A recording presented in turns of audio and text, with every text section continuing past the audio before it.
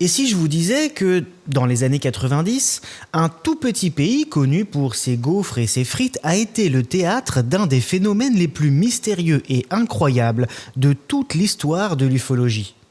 Un phénomène observé par des milliers de personnes, des policiers, des pilotes, des familles entières. Un phénomène validé par des radars militaires poursuivis par des chasseurs F-16 et pourtant encore aujourd'hui inexpliqué. Je vous parle bien sûr de la grande vague d'ovnis belges des années 90.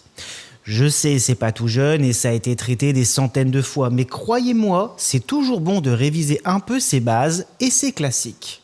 En plus, c'est un dossier incroyable et pourtant presque oublié, alors que pour une fois, c'est pas à l'autre bout du monde que ça s'est passé, genre aux États-Unis ou en Russie, mais là, juste chez nous. Alors, qu'est-ce qui s'est vraiment passé au-dessus du ciel belge à la fin des années 80 et au début des années 90 ? Des vaisseaux venus d'ailleurs, une technologie secrète, un énorme malentendu collectif ? Je vous plante le décor. Tout commence donc en Belgique. Nous sommes à la toute fin de l'année 1989. Il fait froid, les nuits sont longues. Et dans le ciel sombre des Ardennes, quelque chose d'inexplicable se produit. Le 29 novembre, aux alentours de 17h, plusieurs témoins aperçoivent un objet étrange dans le ciel, un triangle immense, silencieux et parsemé de lumière orange. Les témoins ? Des gens ordinaires, des familles rentrant chez elles, des gendarmes en patrouille, des automobilistes sur la route. Des gens sans raison d'inventer, juste leurs yeux. Et malheureusement, pas de smartphone à portée de main à l'époque pour filmer ce qu'ils voyaient. Ce soir-là, des dizaines de signalements affluent. Les autorités belges, au début un peu sceptiques, vont très vite se retrouver face à un phénomène bien plus sérieux qu'une simple lubie collective. Et ce n'est que le début. Les premiers témoignages remontent donc au 29 novembre 1989. Ce soir-là, à Eupen, une petite ville belge proche de la frontière allemande, deux gendarmes en patrouille, Henrik Nicole et Hubert von Montieny, vont vivre quelque chose d'inoubliable. Ils roulent tranquillement lorsqu'ils aperçoivent dans le ciel un immense objet triangulaire, parfaitement silencieux, avec 3 puissantes lumières blanches à ses angles et une lumière rouge clignotant en son centre. L'objet flotte lentement, comme s'il défiait toutes les lois de la physique. Les deux gendarmes s'arrêtent, sortent de leur véhicule et restent bouche bée. À ce moment-là, il n'y a aucun doute pour eux. Ce qu'ils observent n'a rien de conventionnel. Quelques kilomètres plus loin, ce sont des dizaines d'autres témoins qui rapportent la même chose. Un triangle noir gigantesque, évoluant à basse altitude, totalement silencieux, se déplaçant lentement au-dessus des habitations et des forêts. Ce phénomène ne dure pas quelques minutes, mais plusieurs heures. L'objet est observé à divers endroits, dans plusieurs communes entre 17h et 23h ce soir-là. Ce qui frappe les témoins, ce n'est pas seulement la taille ou la forme, c'est le silence irréel. Pas un bruit de moteur, pas un souffle de vent déplacé. Juste cette masse gigantesque dans le ciel, suspendue presque surnaturelle. Les témoignages sont recueillis par la gendarmerie belge, qui commence à comprendre qu'elle fait face à quelque chose de sérieux. Les médias locaux relayent l'affaire. Et très vite, la vague d'observation prend de l'ampleur. La SOBEPS, la Société belge d'études des phénomènes spatiaux, se saisit de l'affaire et ouvre une enquête officielle. Leur rapport détaille des dizaines de témoignages, parfaitement cohérents et concordants, venant de personnes de tous horizons, sans lien entre elles. Ce n'est plus une rumeur, ce n'est plus une hallucination collective, c'est un phénomène bien réel et impossible à expliquer. Et pendant ce temps, Dans le ciel belge, les observations continuent, nuit après nuit. Ce qui rend cette affaire unique dans l'histoire de l'ufologie, c'est la qualité et la crédibilité des sources. Dès les premiers témoignages, la SOBEPS, la Société belge d'études des phénomènes spatiaux donc, se saisit du dossier. Cette organisation sérieuse, composée de chercheurs, de scientifiques et de passionnés rigoureux, va recueillir plus de 2000 témoignages détaillés. Des récits concordants, précis et surtout impossibles à balayer d'un revers de main. Le 30 et 31 mars 1990, les radars militaires belges ont détecté des échos anormaux. 2 F-16 ont été envoyés depuis la base de Beauvechain. Les données radars ont montré des comportements inexplicables. Des montées verticales de 1000 km/h, des changements de cap brutaux et des disparitions subites.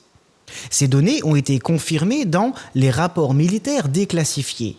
Lors de la conférence de presse donnée par le colonel Wilfried de Brouwer le 11 juillet 1990, l'armée belge reconnaît officiellement qu'elle a bien tenté d'intercepter un phénomène aérien non identifié, sans pouvoir en déterminer la nature. La SOBEPS a publié plusieurs ouvrages détaillant ces faits, notamment Vagues d'ovnis sur la Belgique.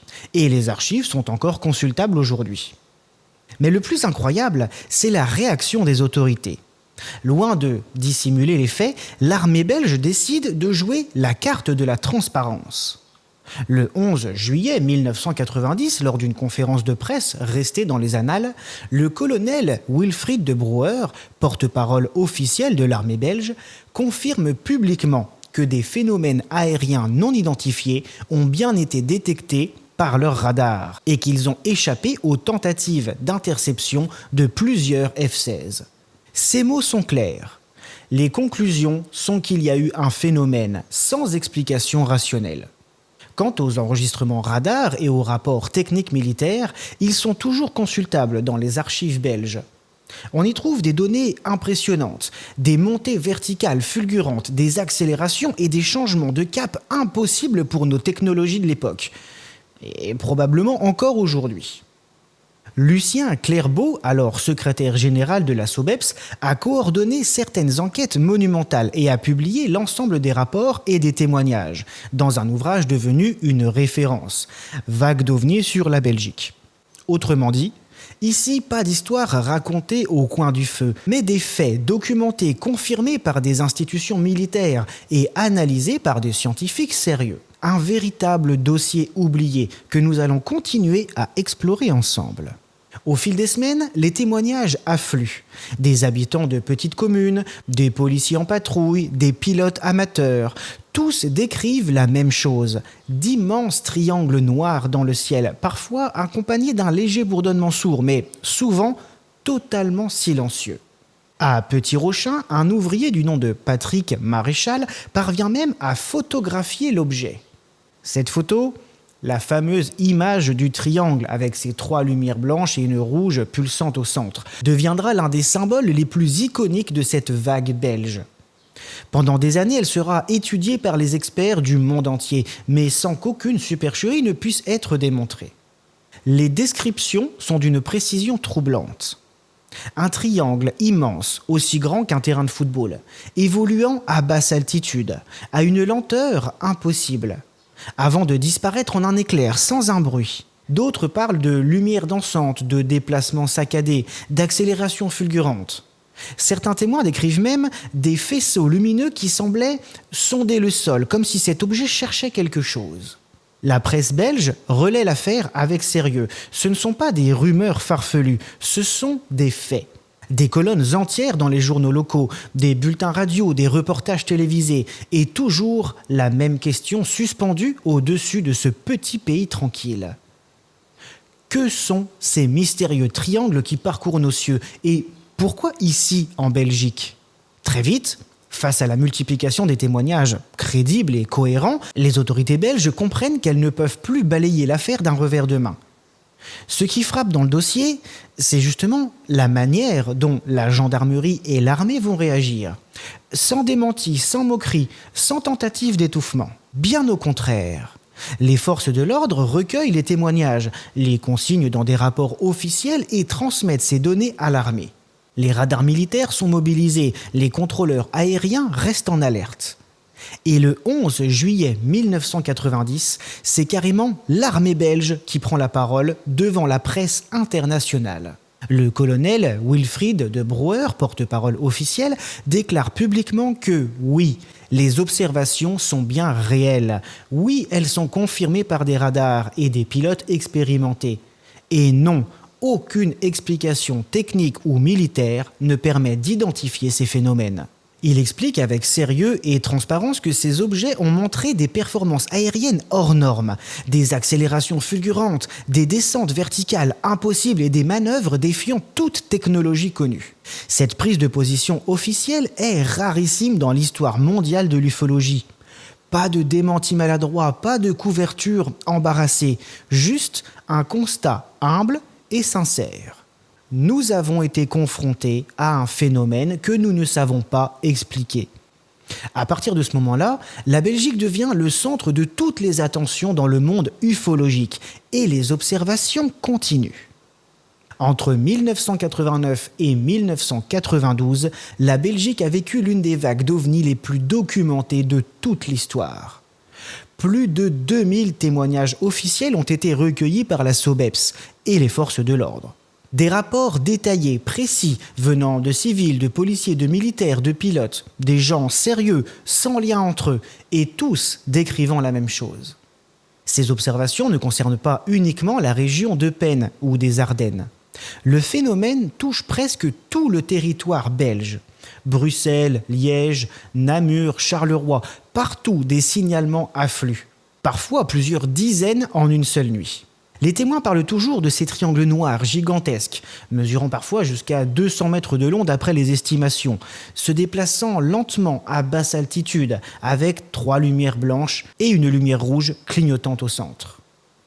Certains soirs, ces objets restent visibles pendant plus de 2 heures, survolant calmement des zones urbaines, sans chercher à se cacher. Et lorsque les chasseurs de l'armée de l'air tentent de les intercepter, ces mystérieux triangles disparaissent en une fraction de seconde, atteignant des vitesses mesurées à plus de 1800 km/h quasi instantanément, selon les enregistrements radars. Mais surtout, réalisant des accélérations et des changements de direction totalement impossibles pour tout appareil connu. Des manœuvres, notamment verticales, qui défient littéralement les lois de la physique, même pour un F-16 et les meilleurs pilotes. La vague d'observation atteint son pic en 1990, avec des centaines de signalements rien que pour cette année-là.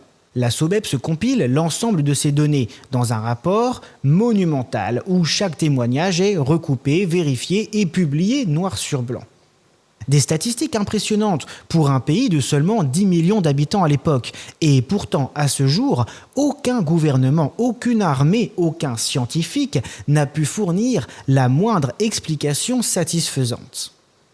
Devant l'ampleur du phénomène, un organisme civil va jouer un rôle clé dans cette affaire.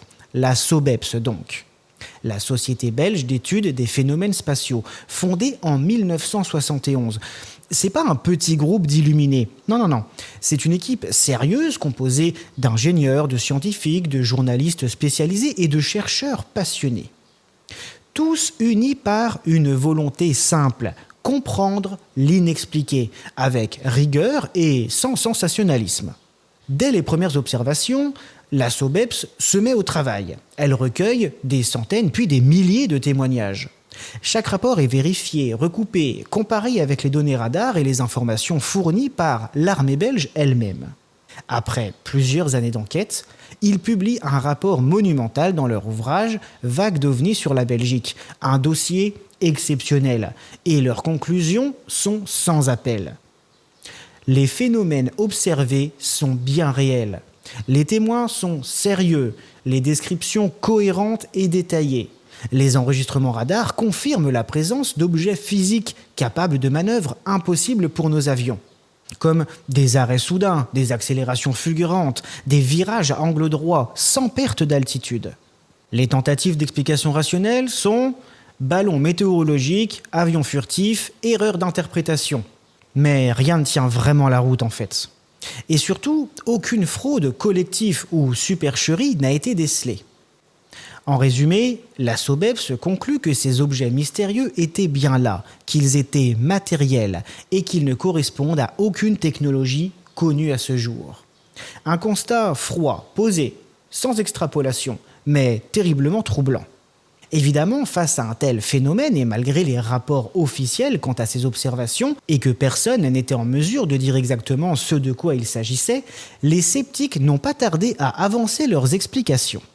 La première hypothèse, des ballons météorologiques ou des ballons-sondes. Bah oui, après tout, ça a fonctionné 50 ans plus tôt pour Roswell.